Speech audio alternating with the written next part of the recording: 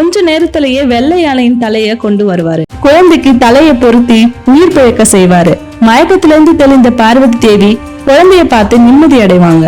இதுக்கெல்லாம் காரணம் சனீஸ்வரன் தான் கோவப்பட்டு சனீஸ்வரனுக்கு கால் ஊனமாகட்டும்னு சாபம் கொடுப்பாங்க. உண்மையை சொல்லி நேர்மையா நடந்துகிட்ட சனி பகவானுக்கு மிஞ்சினது சாபம் மட்டும்தான். காலச்சக்கரத்தின் படி ஒரு சமயம் சனி திசை ஆஞ்சநேயருக்கும் போகும். சனீஸ்வரன் அனுமன் கிட்ட போய் சனி திசை உங்களுக்கு ஆரம்பிச்சிருக்கு, நான் உங்களை பிடிக்க போறேன்னு சொல்லுவாரு.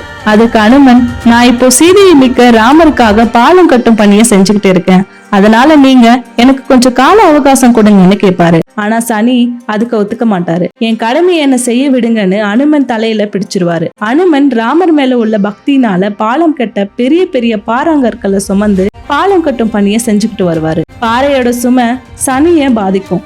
வலி தாங்க முடியாம சனி ஆஞ்சநேயரை விட்டு விலகிடுவாரு. இதனாலதான் சனி திசையில ஆஞ்சநேயரை வணங்குறோம்.